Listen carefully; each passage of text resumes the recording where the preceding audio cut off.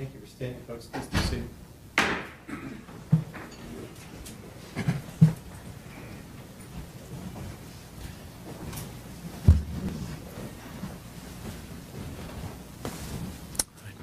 Mr. McGowan.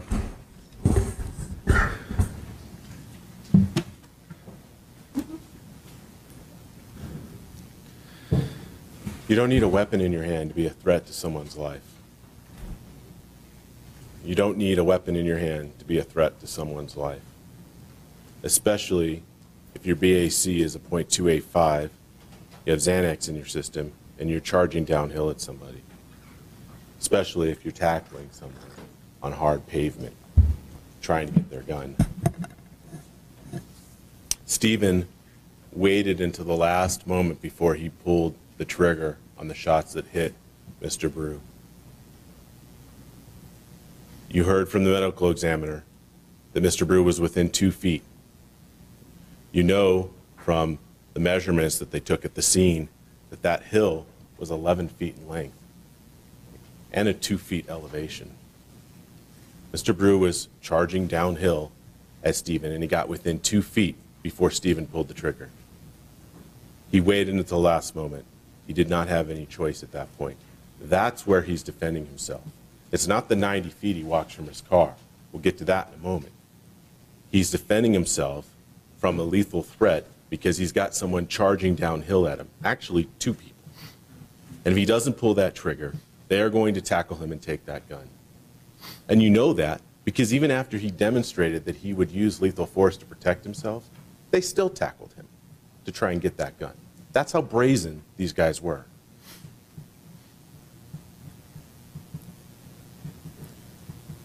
Now, they put him in a headlock, they're punching him, they're trying to get that gun from him. And that's why he pulled it out the second time. Now, he didn't have full control when he's doing that because one arm's being grabbed, he's in a headlock, they're punching him, kicking him, so he didn't have full control over where those shots went, but he waited until the last moment then too. He knew that if he waited any longer, they were going to subdue him and take that gun. And if they did that, they would shoot him. Well, maybe they wouldn't, but would you bet your life on it, given what we've seen with that scene? Those were life-threatening actions. Stephen had a right to defend himself from those attacks. You know, we've heard from a lot of people. It wasn't 50 to 60, though. Check my count here. We had 37 witnesses, including Stephen. It's not 50 or 60. And they weren't all in agreement with each other.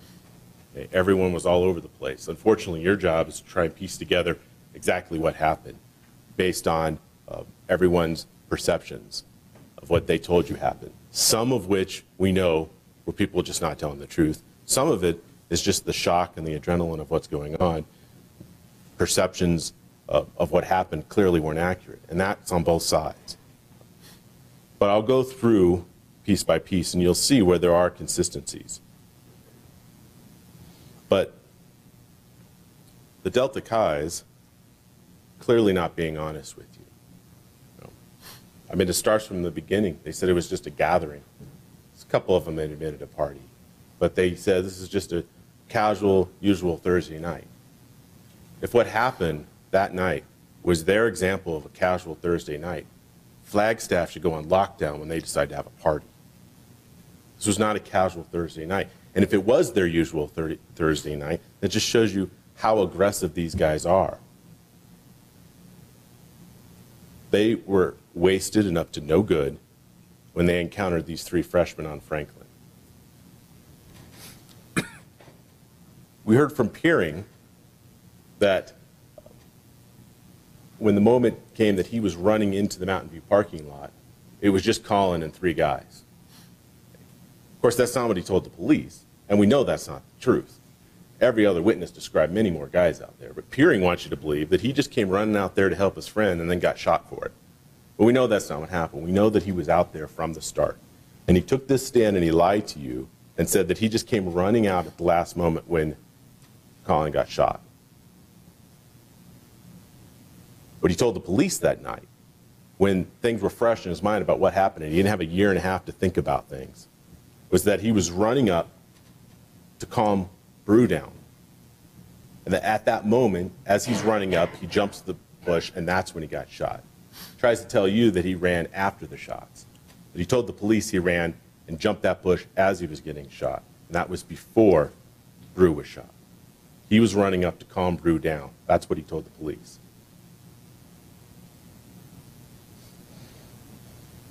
He also told the police that he remembers these three kids as they were backing up saying, "We're leaving." They weren't being the aggressors here. That's clear. Nick Prado, he lied to you when he tried to claim that he wasn't out there from the beginning. We know from some of his other brothers that he was out there. He wants to say that he was hanging back and then didn't start running up until after the shots. But we know that's not true. If he was hanging back where he said he was in the street when the shots came out, then his girlfriend, who was looking for him, would have been able to easily find him. She couldn't find him because he was much further down into the Mountain View parking lot. He was part of the original fray. That's why she couldn't find him. Of course, there's Mullen, who not only lied to you about what he did that night, he lied to the FBI. He's still trying to claim that he wasn't out there on Franklin, or he wasn't in the Mountain View parking lot, despite Nick Acevedo very clearly saying that he came running right after the shots back towards the courtyard and told him to call 911. Why do the Delta Chi's bother with these lies anyway? I mean, if Stephen is in the wrong, why are they lying about whether they're there, how far back they are? Why does it even matter? It's guilty conscience. That's why it matters. It's the same reason that Oscar Contreras went and hired a lawyer the next morning. They don't want to place themselves being out there because they know that what they were doing was wrong. They created this environment. They created this chaotic scene by attacking these three young freshmen.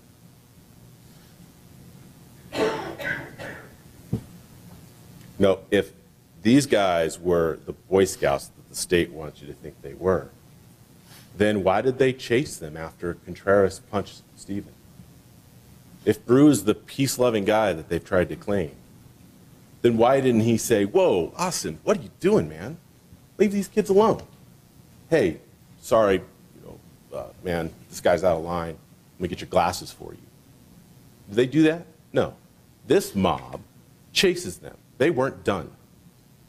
They made that clear by chasing them, pushing them to the ground, throwing punches. The prosecutor says there was only one punch thrown. We have heard from numerous witnesses that other punches were thrown. Nick Acevedo said he saw Prado throw a punch.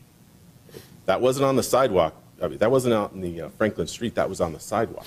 They weren't done attacking these kids.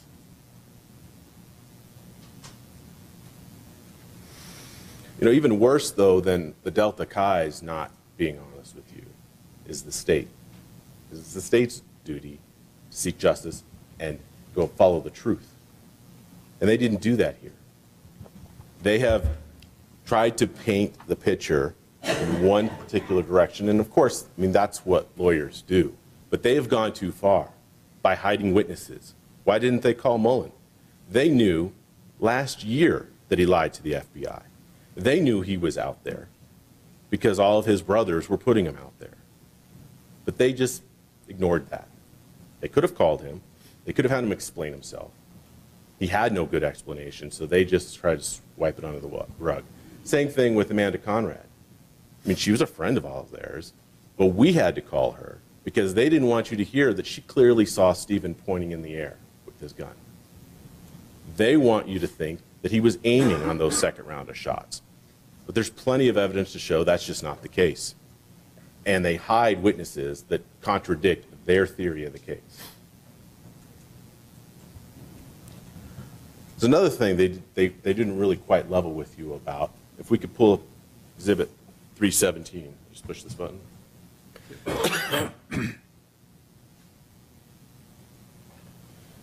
This is the scene. You're going to have this. This is the one that has all the photos attached to it. You can see this scene. This shows you where they tackled Stephen. You can see those trees in the background. I'll talk about those trees a little bit more in a second. And you can see they've marked it with all the casings and evidence that they took, the blood spots that they took. And you'll see right there, SC number 21, blood of Zintek. There's also SC 19, blood of Kyle Zintek. Now, this is their evidence. They introduced it, but you'll notice they haven't ever really pointed out to you that Kyle Zintek was shot over here. And yet if we pan, can I pan with this or? Which way?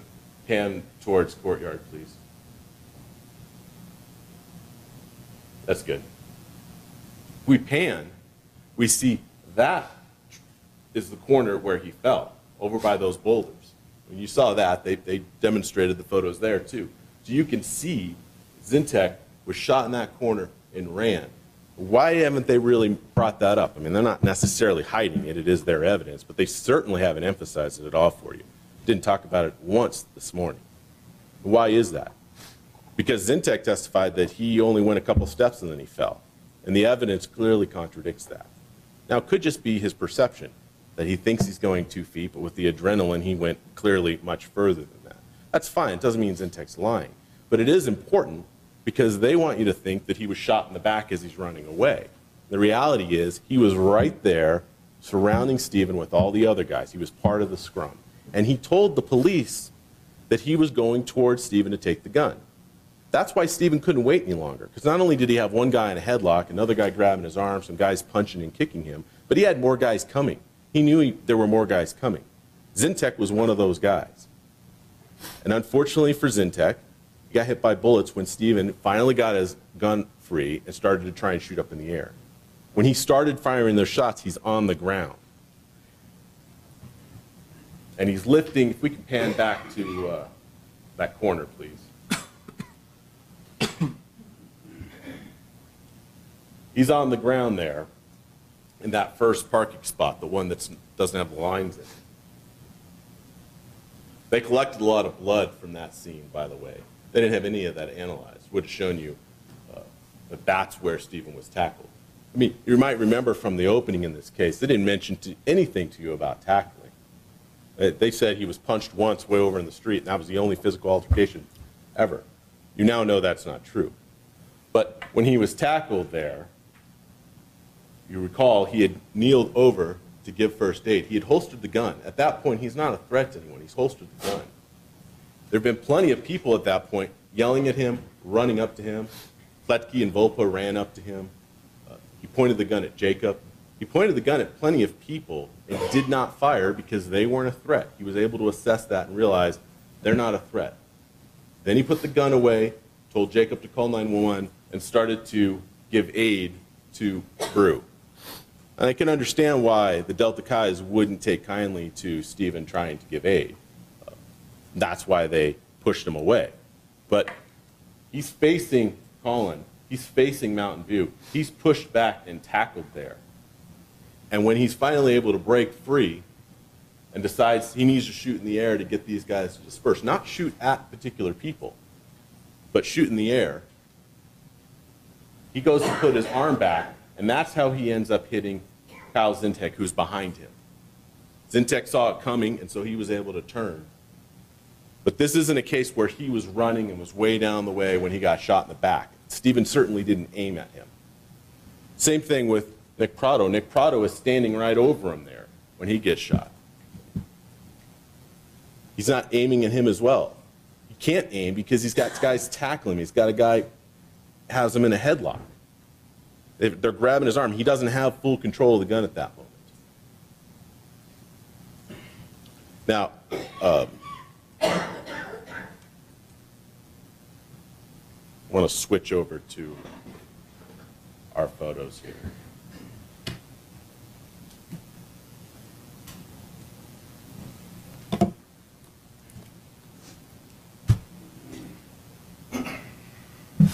Now, you saw we brought this tree up with the detective. You'll note that's not in their links. They didn't include this tree because they don't want you to think about this tree. The importance of this tree is that that's right behind where Kyle Zintek is. This tree gets shot, and they could have analyzed that branch for you and confirmed that. But we know that tree got shot. There's no other debris anywhere around. And if we scroll through these photos, you can clearly see they put crime scene tape there. You can clearly see they're documenting this tree because that branch got shot. And that branch is in the same trajectory as where Kyle Zintek was shot. That's one of the other bullets that they haven't accounted for you. There's two more they haven't accounted for. If any of those bullets were in that scene, they would have found them. They couldn't find him because he shot in the air. Unfortunately, he's being tackled as he's trying to get away and shoot in the air. And that's how Kyle Zintek gets shot. That's how Prado gets shot. And that's how this tree got shot.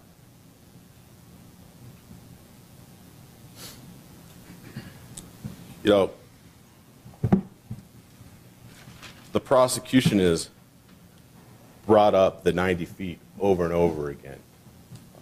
90 feet is only the distance between home plate and first base. And it's a lot less distance than the distance these guys chased Stephen and his friends. You remember Detective Rucker told you the distance from the curb on Franklin to where all of this happened was over 200 feet. If we're going to talk about distances, these guys were chased for over 200 feet. At the point that Stephen ran to his car and got his gun, he wasn't thinking about shooting. The prosecutor said he was eager to shoot. If he was so eager to shoot, then why did he wait until the last second? He waited until he didn't have a choice anymore. He also didn't use all his bullets. If he was so eager to shoot, why did he just shoot the two guys charging at him and then put his gun away? There were plenty of other guys running up to him that were calling him psycho, getting in his face. He didn't shoot any of them because he recognized they weren't threats. They weren't running downhill at him. He wasn't eager to shoot. The state has mentioned, you don't bring a gun to a fist fight. This wasn't a fist fight. This wasn't a couple guys that decided to take it outside because they were having a beef about something. This was a mob attack. These guys were drunk, very drunk, and they attacked three freshmen for no good reason. Maybe because they knocked on their door. That's not a reason to come out and attack people. And these kids were backing up saying, we're leaving, and they kept attacking them. And even after one of them sucker punched Stephen, cracked him, as he said it, they still pursued them. They had, at that moment, if they were so peace-loving, they could have said, oh, whoa, we're sorry. This is getting out of hand. Just, we see you're leaving, good. They didn't do that. They chased them. They pursued them.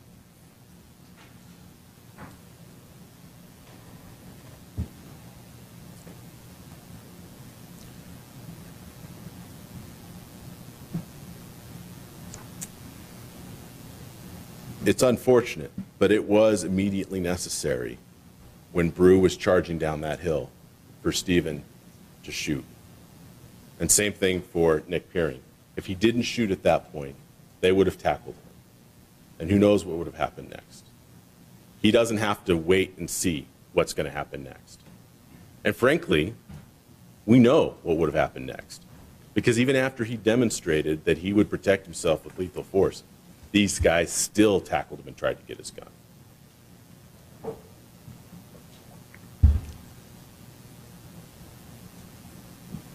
Beginning of this case, the prosecutor told you that Stephen was an assassin on a rampage.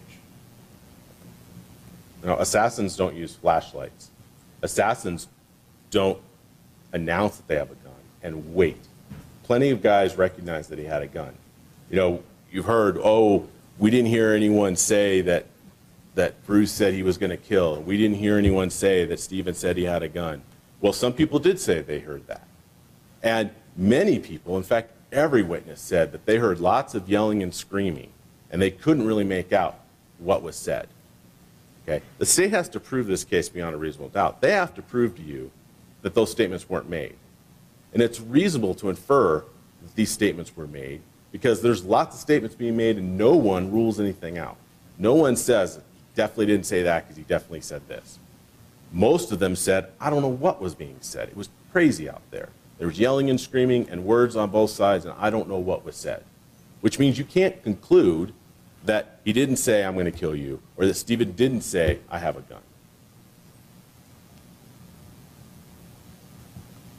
You know, the prosecution told you, again, only one punch. You heard from all the girls looking out from Mountain View that there was punching, pushing, and charging. How many times did we hear about the guy in the white shirt charging? Now, it's true, there's more than one white shirt.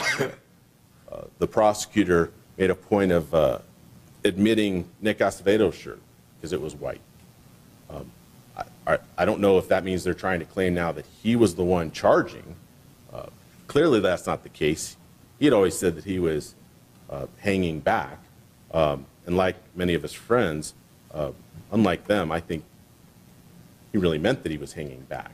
But Prado had a white shirt, and Acevedo said he saw Prado throwing punches, and that he was in that area in the sidewalk. So maybe it was he that was charging. But we know from Mikey that the person that was shot was also wearing a white shirt and was charging right before he was shot. Mikey, who's not a friend of any of these guys, really one of the heroes of this case, who runs out there to give aid. And she said before she ran out there, she saw a guy in a white shirt charging right before he was shot. She was clear that that was the person that was shot. So the white shirt charging was Brew. There might have been other guys in white shirts running around, but the white shirt charging at the moment that Stephen had to shoot was Brew.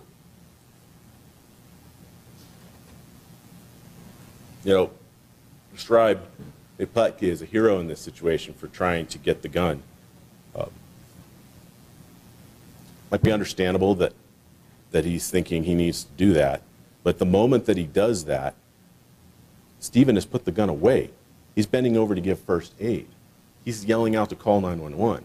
He's not a threat to anyone.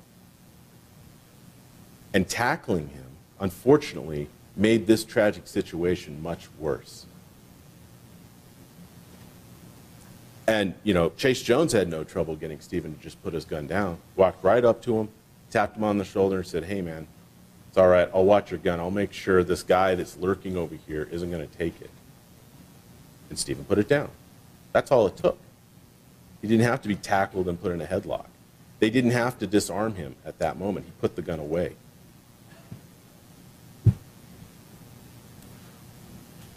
We've heard about Stephen's vision.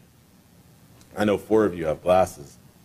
I don't know how many of you are wearing contacts. I wear contacts. I know Mr. Barker doesn't have any vision problems himself. But those of you that wear glasses or have to use corrective vision, you know that when you don't have your glasses on or you don't have your contacts on, it doesn't make you blind immediately. When Stephen's saying that he could see his friends are surrounded over there, he said that it was blurry, but he could still tell. Not only that, he had just run from that area where they were being attacked, so he reasonably inferred that they were over there surrounded. And they were surrounded. They told you they were still being attacked by these guys. So he correctly used his limited vision to tell that. The fact that he could see their people over there just because he didn't have his glasses on doesn't mean that he wasn't telling the truth, because there were people over there. We all know that.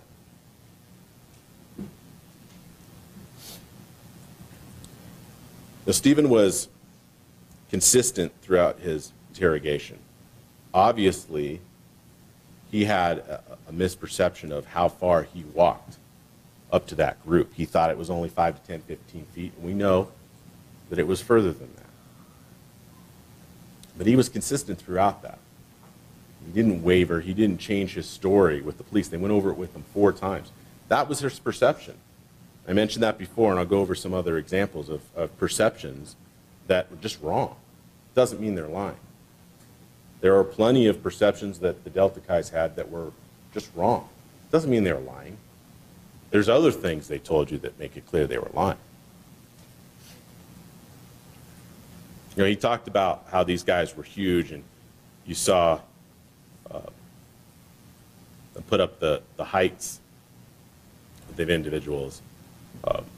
Look, compared to me, these guys are all the same size, all right? But they're upperclassmen. He's a freshman. He's only been on campus for a few weeks. To him, these guys that have attacked him are huge. Are they, MMA fighters? No. But they are upperclassmen, and there's a lot of them, and they've attacked him. That's what he's perceiving at the time.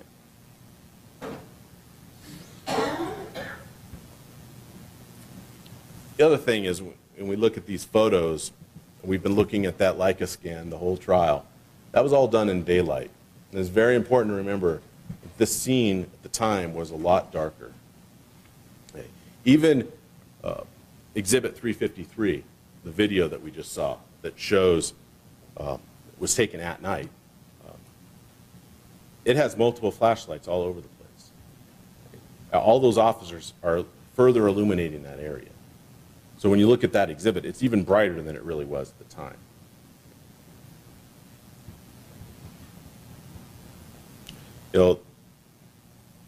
Prosecutor described Brew and Peering and the others as sluggish because of how drunk they were. Pointed out that the expert would say, yes, you're stuporous and sluggish when you're that drunk.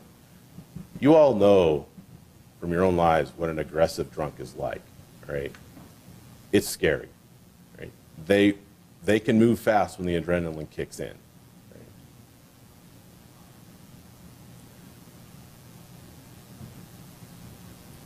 Prosecution pointed out that Stephen had his keys the whole time, and that's true. He doesn't deny that. He pointed that out to the police that yes, he had it.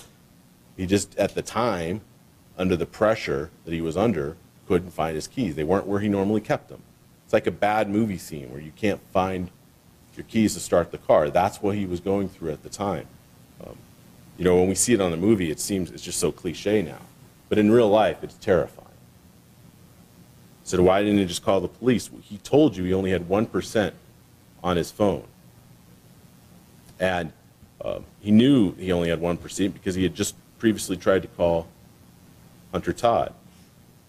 All of you have phones. I'm sure you're aware that when you have 1%, it might as well be dead. You can't make any phone calls. And he didn't think he had time for that anyway. The state mentioned why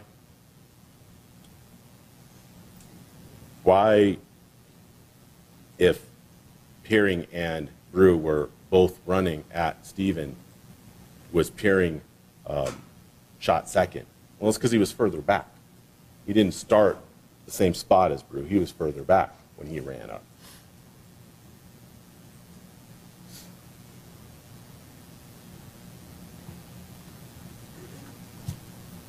Now, you have these jury instructions, and these jury instructions are supposed to make all of this law more clear to you. Unfortunately, these jury instructions are written by a committee of lawyers, so it doesn't necessarily help things. It's sort of like having engineers write instruction manuals. It'd be a lot better if they had some non-lawyers helping withdraw these instructions, but unfortunately, this is what we have. I'm not going to go through all of these with you. They are very important. One of them will tell you that you're not supposed to be influenced by sympathy or prejudice. That's on both sides of this. This is a tragic case no matter what. No matter how you feel about this case, whether you're on this side or that side, it's a tragedy for everyone. And you can't let that sympathy cloud your judgment. The other thing to keep in mind is the instruction that says that the state has the burden and they have to prove this case beyond a reasonable doubt. You've heard that phrase many times before. And the instruction tries to explain that for you. It does a reasonable job of that. But one thing to think about with evaluating a case, it points out that in a civil case, it's just sort of which way do you lean. You think about those scales of justice. They start off even. You hear all the evidence, and which way you lean, that's the way you go. Okay? And that's intuitive. That's sort of how we make decisions in everyday life. Salad, pizza. You know, I'm leaning towards pizza. That makes sense. That's how you make decisions. It's a little bit different for a criminal case, okay? Because the burden of proof is beyond a reasonable doubt, which means it's a much higher standard that the state has to show, not just leaning one way. And more so than that, it doesn't start off even. It starts off with the state way down here, not all the way at the bottom, but pretty close. And they have to present enough evidence to you to prove not just that it's slightly more, but that they have to reverse it. They have to present all that evidence to you. The defense doesn't have to prove anything. Now, the prosecutor went through a lot of the elements with you. Had a nice PowerPoint there that showed you how he's proven his case. And he's talked about intent. There was no intent to kill. Stephen was very clear about that. His intent was to stop. And he didn't know that those gunshots were going to result in death. They could, but he didn't know they would. And they didn't for everyone. I mean, Nick Peering was shot with 2 shots right after Colin Brew, and he didn't die. Just because you get shot with a gun doesn't mean you die. And Stephen wasn't planning on killing anyone. He wasn't trying to kill anyone. He was trying to stop the immediate threat. 2 guys charging at him. And we heard about premeditation. You've heard over and over again how chaotic this scene was, how quickly everything happened. 30 seconds, less than a minute from the time that Stephen was punched on that street until those first shots were fired. Less than a minute. Not enough time to think. You also can't think straight when you've just been clocked or cracked, as Austin said. Glass has been knocked off, your bridge has been knocked out. You have been chased. They may not have chased him all the way to the car, but they were chasing him and his friends, and he knew that. He doesn't have time to think, much less premeditate.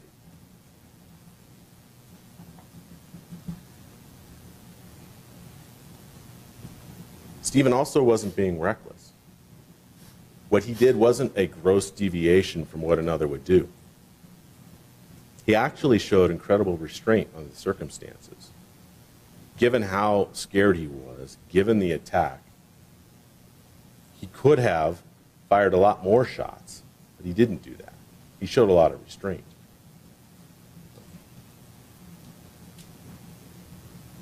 If anything, he was negligent, failed to recognize the risk, but there was really no time to consciously think about that and disregard that risk. And frankly, under the circumstances, he was reasonable. He wasn't even negligent under circumstances. He didn't fire a shot unless he was faced with an immediate threat, both when those 2 guys were charging him and when he was being tackled. Those were imminent threats that he was responding to. He didn't just walk up and start shooting. After people stopped charging at him, he didn't keep shooting. He holstered his gun, he put it away. He assessed for the threat, and when there wasn't an imminent threat, he didn't shoot.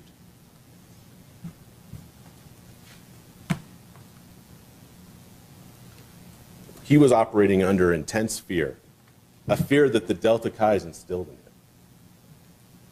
And his action was reasonable under the circumstances to defend himself. Put yourself in his shoes. If you're being tackled by a group of guys like this, drunk, outnumber you, they're clearly trying to get your gun. One of them said he thought he had his pinky on it. He was trying to get the gun. And you don't have much more time before they're going to overpower you. What would you do? If you thought, hey, if I pull this out and shoot it up in the air, they'll disperse, that makes sense. That's reasonable under the circumstances. That was really probably his only option. Because if he waited any longer, Zintek would have been on top of him. Others might have been on top of him. There were more guys there. And once they subdue him and take that gun, who knows what happens? And I'm sure none of you would want to bet your life on what would happen next.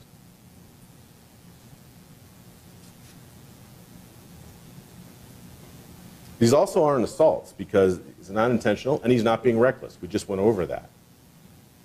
He's trying to get these Delta Chi's to stop. He's not being reckless in the way that he did that. Yeah, he's allowed to use deadly force to protect himself when the threat is imminent, and it was, or to protect others, and there were others out there that needed protection, or to stop crime. So if he thinks that they're going to beat up his friends, he's allowed to use that force to try and stop them. It was reasonable under these circumstances. The prosecutor made a point talking about how Jacob and Shay weren't worried. But we know that's not how Jacob and Shay felt at the time, especially Shay, because he told the police just how terrified he was. He actually used that word, terrified. And I'll get some more of his statements later. But it was clear that he didn't feel that he was not in danger. Stephen was right in assessing that threat. These guys attacked them on the street and chased them. They weren't done with them. Stephen doesn't have a duty to retreat. And you're not deciding whether it was wise to leave his car. We all probably could agree that there were other options, other things he could have done. But your job isn't to second guess what he did. It's to determine whether the choice he made was reasonable. And among the choices he could have made, this one was reasonable. It was reasonable. He has the right to use a defensive display of his weapon.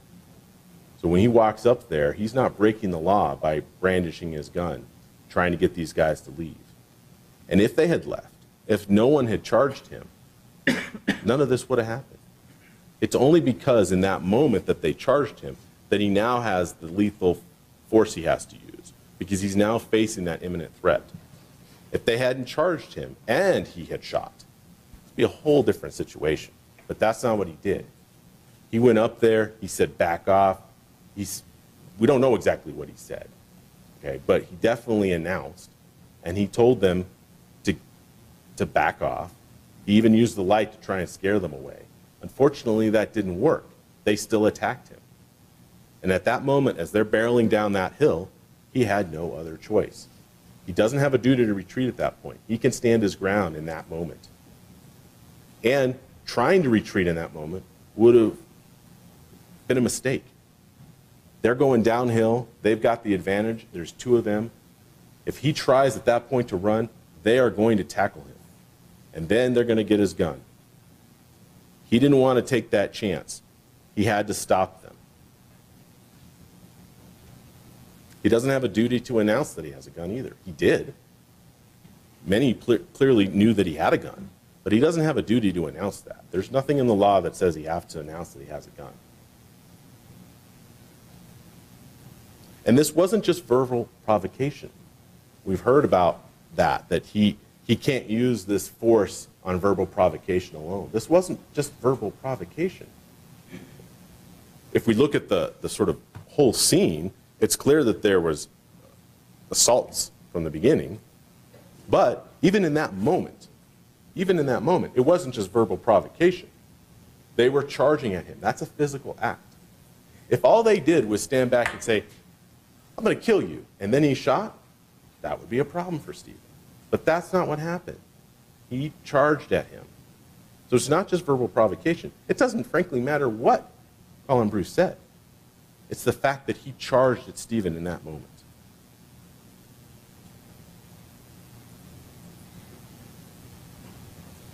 You also will note in there phrase supervening event. And that's really more appropriate for the second shooting, because that's a supervening event. When he's being tackled, they've got his hand on his gun, they still have their hands on him, and he decides he has to try and pull the gun out and shoot in the air. He doesn't have full bodily control at that moment. So those shots, those errant shots that went off, are not all on him, because he's being tackled at that moment. He doesn't have full bodily control. You know, when you evaluate this evidence, it's easy in this nice, safe courtroom or in your jury deliberation room to use hindsight. Hindsight sort of 20/20. Of course, Stephen didn't have 20/20 vision at the moment that he's making these decisions. And he wasn't deciding these things in a vacuum, in a nice, safe environment. He was deciding what to do in the dark after he had just been cracked in the head, after he and his friends had been chased, after his friends were still surrounded by these guys, and after they charged at him. That's when he's making that decision. You have to put yourself back in those circumstances and decide if it was reasonable. It's easy to sit here right now and say, he should have just stayed in the car. We know now that he may not have been, he wasn't chased all the way to the car, and it sounds like they might have lost sight of him. He might have been able to just stay in his car, and they wouldn't have known he was there. Of course, they still would have beat up his friends, but he might have gotten away. But he didn't know that at the time, and it's reasonable under the circumstances for him not to realize that. Mr. McCown, we're going to get close to the lunchtime. Can we go and take a recess? Yeah, this is not a bad place to break. All right. Let's go ahead and stand at recess, folks. Again, please remember the admonition. We'll get back together at 1:30.